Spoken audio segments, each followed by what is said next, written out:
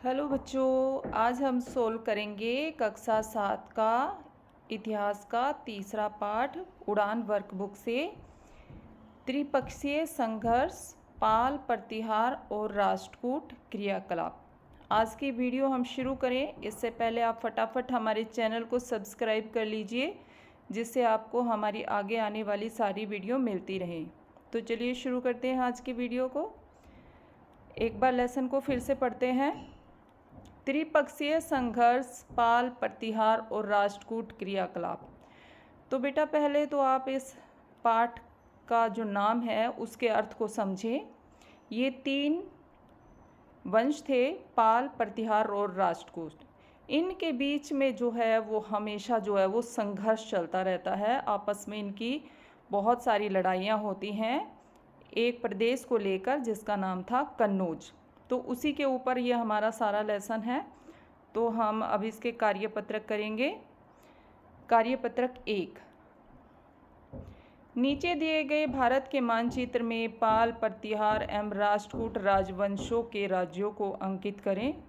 तो इसमें जो है आपने मानचित्र में जो आपकी बुक है उसमें इन तीनों वंशों को देखना है कि ये कहाँ पर है और अपने मानचित्र में आप अंकित कर लीजिए। फिलहाल इस वर्कशीट में ऐसा कोई मानचित्र नहीं दे रखा है, तो आप वहाँ पर इस क्वेश्चन को जो है वो समझ सकते हैं। सेकंड क्वेश्चन है, यह सब राजवंश आज के कौन से आधुनिक राज्यों में बसे थे? तो पाल जो थे वो आज कहाँ पर माने जाते हैं? बंगाल में। कि पाल जो है उस समय जो पाल थे वो बंगाल में रहते थे, आज का जो बंगाल है। ठीक है, तो हम बात करें कि पाल कहाँ पर रहते थे, तो बंगाल में उनका राज्य था जो आज का बंगाल है। प्रतिहार कहाँ रहते थे? आज के राजस्थान और गुजरात में। और राष्ट्रकूट कहाँ पर था इनका राज्य? कर्नाटक में। थर्ड क्वेश्चन है, भारत के मानचित्र में कन्नौज कहाँ स्थित था? जिस प्रदेश के लिए तीनों आपस में लड़ते रहते थे तो वो कहाँ पर था? उत्तर प्रदेश में था वो। कार्यपत्रक 2, नीचे की तालिका में एक और उन बड़े शहरों के नाम लिखें जिन्हें आपने देखा है, दूसरी ओर इन शहरों के सम्मुख वरीयता क्रम लिखें, अर्थात सर्वाधिक प्रिय स्थान के आगे एक, फिर इसी तरह से क्रम बढ़ते चलें। तो पहले इसमें ब्लॉक में आपने क्या करना है, आपने जितने भी शहरों के नाम लिखने हैं जो कि आपने देखे हैं। ठीक है, तो आप यहाँ पर 4 शहरों के नाम लिख सकते हो जो आपने अभी तक देखे हैं। और साइड में आपने लिखना है कि जो आपने शहर देखे हैं जो आपने यहाँ पर लिखे हैं उनमें से आपको सबसे पहले नंबर पर कौन सा पसंद है, फिर कौन सा पसंद है और उसके बाद कौन सा है। इस तरह से वरीयता क्रम जो है आपको चलाना है। तो मैंने यहाँ पर अपना लिखा है, मैंने गोवा देखा है, जयपुर देखा है, श्रीनगर देखा है, मनाली देखा है। और मेरे को इन चारों में से जो सबसे ज़्यादा पसंद आया, पहले नंबर पर मैंने उसको रखा है श्रीनगर को, उसके बाद गोवा को, फिर मनाली को और फिर जयपुर को। तो आप अपनी पसंद के जो है इनमें से कोई भी जो है वो आप लिख सकते हैं जो आपने शहर देखे हैं और जो आपको पसंद हैं। अगला क्वेश्चन है, बौद्ध धर्म पर 2 पंक्तियां लिखिए। तो जैसे बेटा हमारा हिंदू धर्म है, इस्लाम धर्म है, ऐसे ही बौद्ध धर्म भी है एक। इसमें आपने जो है अपनी 6th की क्लास में इनके बारे में पढ़ा होगा। तो इसमें बौद्ध धर्म के बारे में हम बता रहे हैं कि बौद्ध धर्म की स्थापना जो है वो महात्मा बुद्ध ने की थी। और इनकी 2 शाखाएं हैं, हीनयान और महायान, मतलब 2 भागों में ये बट गया था और उनकी शाखा के नाम है ये हीनयान और महायान। कार्यपत्रक 3, आपका धर्म कौन सा है?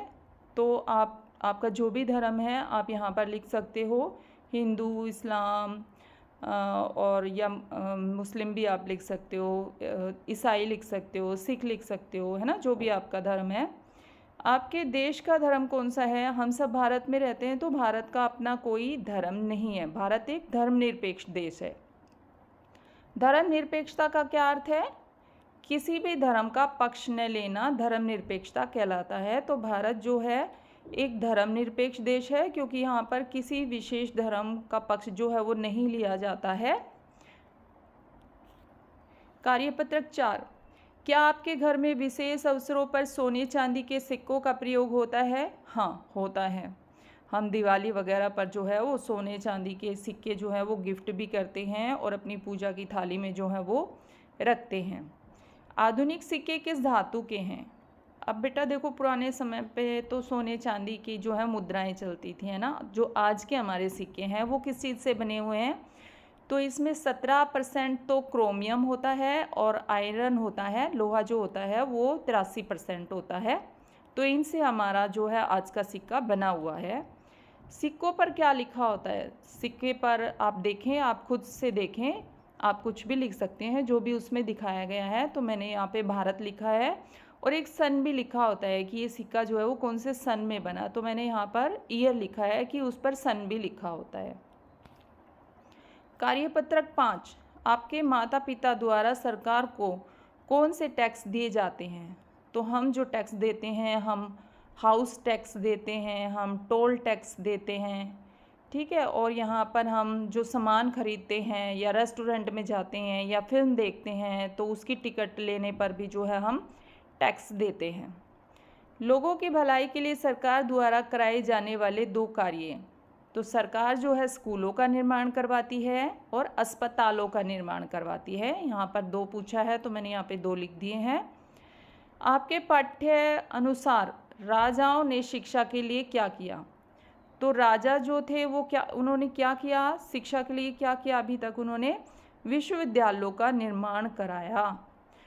तो हमने जो है वो पढ़ा था कि नालंदा विश्वविद्यालय, तक्षशिला विश्वविद्यालय, तो इनका निर्माण उन्होंने करवाया था। इनको चलाने के लिए भूमि अनुदान में दी, काफ़ी सारी भूमि जो है वो इन विश्वविद्यालयों को दे दी गई थी। क्यों? क्योंकि विश्वविद्यालयों का खर्चा निकालने के लिए जो है वो भूमि दी गई थी, ताकि उस भूमि से जो कर प्राप्त होता है या जो उपज प्राप्त होती है उससे विद्यालय का खर्चा जो है वो चलाया जा सके। और क्या किया उन्होंने? कवि और जो लेखक थे उनको संरक्षण प्रदान किया और साहित्य, जो किताबें ग्रंथ जो हैं उनका भी निर्माण करवाया। जो हमें हमारी पुरानी किताबें मिलती हैं तो वो लेखकों द्वारा, कवियों द्वारा जो लिखी जाती थी, ठीक है। तो इस तरह से राजाओं ने शिक्षा के लिए ये सब जो है वो कार्य किए थे। तो आज की वीडियो जो है वो हमारी यहीं पर समाप्त होती है। अगली वीडियो में अगले लेसन के साथ फिर से मिलेंगे। Till then bye.